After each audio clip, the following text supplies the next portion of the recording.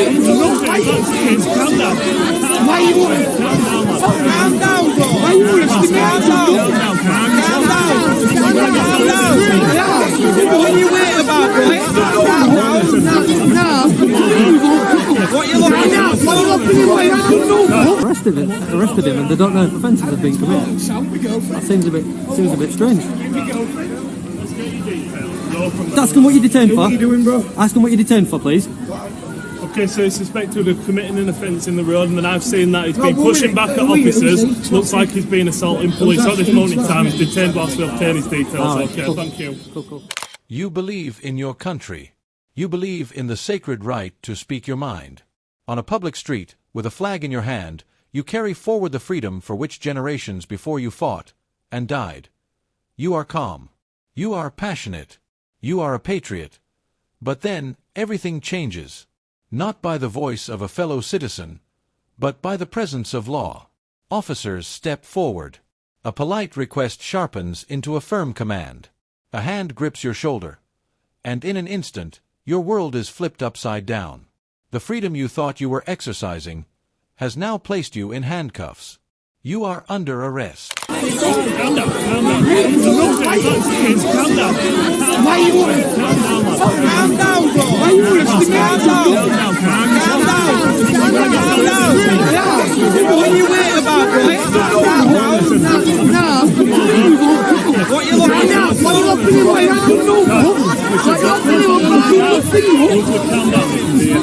Let's walk away, so do not wrong. I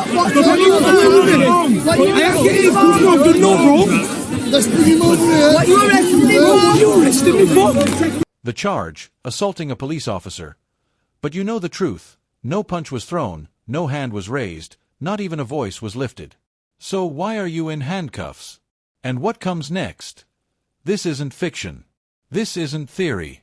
It's a real case that unfolded on the streets of Britain, a case that carries a powerful lesson for anyone who values their freedom.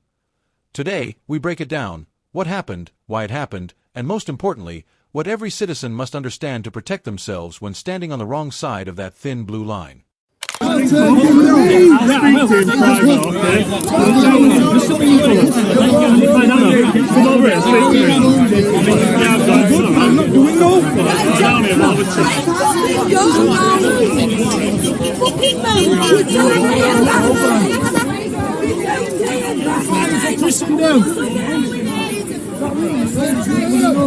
I was just stood there, bro. Yeah, no, get it right.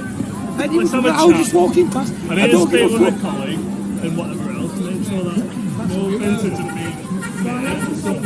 They arrested him, and they don't know if offences have been committed. That seems a bit strange. Let's get your details. Go from there, okay? You okay with that? Our story begins with a man. Let's call him John. He joins others in protest, standing for his country. He isn't shouting, he isn't rioting. He is simply exercising his right to free expression. Then, the police arrive. They instruct him to leave his spot. John agrees. He starts to move. But in that moment, the situation shifts. Officers place their hands on him. From their side, they are simply escorting him away. From his side, he is being forced against his will. Instinct takes over. His body tenses. He pulls back, not to fight, but as a reflex to being physically handled. Yet in the eyes of the law, that reflex is everything. A single moment of resistance becomes the trigger. More officers close in. What was minor hesitation is now seen as defiance. John is dragged down, pinned to the ground, and swiftly cuffed. Confused, he asks the question anyone in his position would: why am I being arrested? The reply is cold, decisive, and final: for assaulting a police officer. Ask him what you're detained for. What are you doing, bro? Ask him what you're detained for, please. Okay, so he's suspected of committing an offence in the road, and then I've seen that he's been pushing back at officers. Looks like he's been assaulting police. At this moment in time, he's detained whilst we obtain his details. Okay, cool. Thank you. Cool. It's all right, bro. We'll let you give your details, mate, and then we'll pop back. He's giving his details. No, that's fine. We just speaking to him private. That's why there's no crowd. And once we've got from there, I'll speak to my cop. Yeah. No, that's fine. Let's get his details. We'll get back out whilst he's speaking to you. Under UK law, an assault does not require injury. It doesn't even require significant force. It rests on two key principles: assault, the act of causing someone to fear they are about to face immediate, unlawful violence. A raised fist, a sudden lunge, even a verbal threat may be enough. Battery, the physical application of unlawful force. And here lies the critical detail. That force can be minimal. An unwanted touch. A shove. A push. Even spitting. Pain or injury is not required, so when John instinctively tensed up, when he pulled back against the officer's grip, that muscular resistance itself became force. In strict legal terms, that was battery. And from that standpoint, it was enough to justify his arrest for assaulting an officer in the execution of duty. It feels unfair. It feels excessive. But in the eyes of the law, this is sufficient. He's giving details, What is it, section 50? We don't know, because he said he's suspected of committing offences in the road, so blocking the highway somehow, I don't know. But then so they're trying to pull him out of the road, it sounds like to me. Trying to pull him out of the road, and then he kicked off. And then they're talking about assault police. But I don't think that'll go that far. That was fucking mental, that wasn't it? He just erupted out of nowhere, having the right fight, shout with someone, and it was like crazy. Side over there.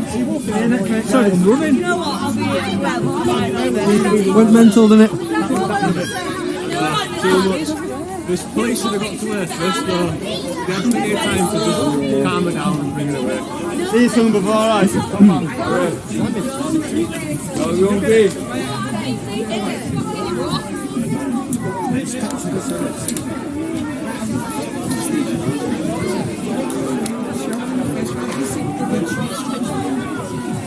Blue lights here.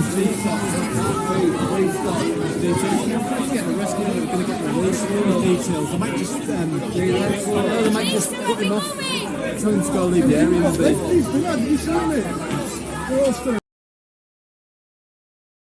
This leads us to the second, and perhaps the most dangerous legal trap: resisting arrest. The simple truth is this: don't. If an officer decides to arrest you, and they have even the thinnest lawful basis, such as the technical grounds we've just discussed, then any physical resistance instantly becomes a separate criminal offense. By struggling, you don't protect yourself, you strengthen their case against you. Police in the UK also hold powers under common law to prevent a breach of the peace. This authority is broad. If an officer believes your actions, or even your presence, might cause disturbance or lead to violence, they can act. That action may be as simple as asking you to move, or as serious as placing you under arrest. So, when officers laid their hands on John, they may well have believed they were preventing a breach of the peace. But the moment John resisted, however slightly, he gave them the legal grounds for an assault charge. One reaction sets off another. A domino effect that begins with a single, seemingly minor, act of resistance. Back to our story. John is now under arrest. The situation appears grim. But then, something unexpected happens. A group of citizens who witnessed the scene step forward. They are calm, but resolute. They confront the officers, not with violence, but with their voices. They state clearly what they saw, that John did not assault anyone. Their presence changes everything. Their eyes become witnesses. Their phones become evidence. And in that moment, the balance shifts. The officers now stand not just before John, but before the scrutiny of the public. So,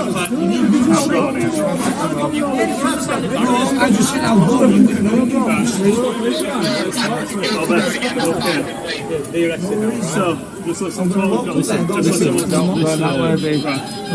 Okay, so obviously we've explained what you were detained for, being my colleagues obviously just yes, so we're obviously releasing you now. I just need to explain a couple of bits, okay? So obviously if you go back up there and you start engaging in activity like that again, then we will have to arrest you, but we're giving you the benefit of the doubt, we're going to give you a warning, okay? If you're saying you're going to get through, you're going to go get a tin, and then you're coming off after. Alright, go on then. Oh, well, I'll come with you.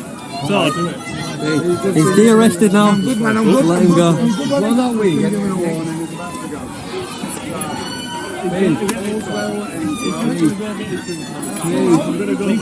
you take him out.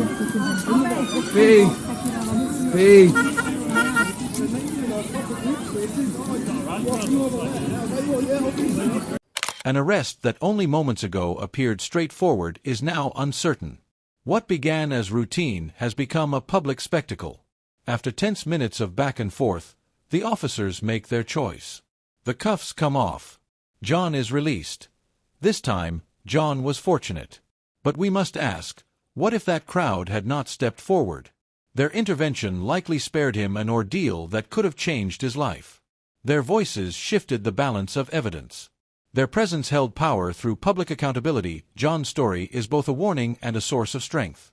It reminds us that knowing the law is not optional. It is essential. It is your shield. The line between maintaining order and overstepping authority is razor thin. The police carry great responsibility, but their power is not absolute. John's arrest came from a legal technicality, from a moment that spiraled beyond control.